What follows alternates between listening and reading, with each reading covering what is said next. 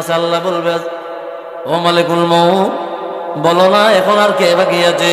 আজরাইল আলাইহিস সালাম নিজের কথা বলিয়া যাবে। আজরাইল বলবে, আল্লাহ গো, লা ইউজাদু আহাদুন ফিস সামাই ওয়া ফিল আরদি ইল্লা আনতা। আল্লাহ গো, আসমানেও কেউ নাই, জমিনেও কেউ নাই, তুমি ছাড়া।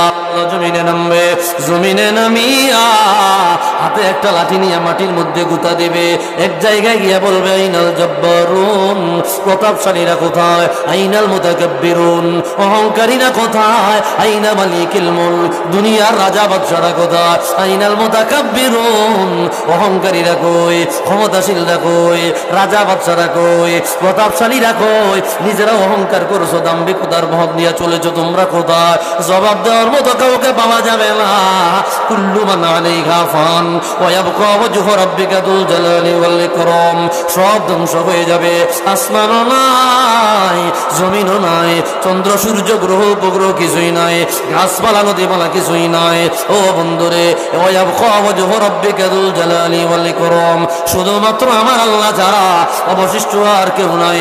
আমার আল্লাহ চিৎকার মেরে মেরে বলবে, লিমানিল মুলকুল ইয়াউম, আজকের রাজত্ব কার?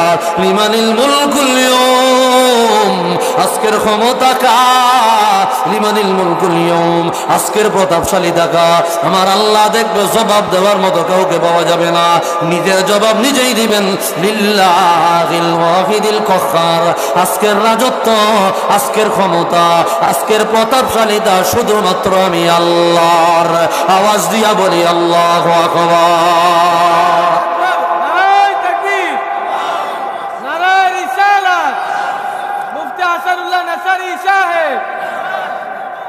ভাইরা রে আমার, এই কিয়ামতের ময়দানে এইভাবে আমার আল্লাহ কায়েম করবেন।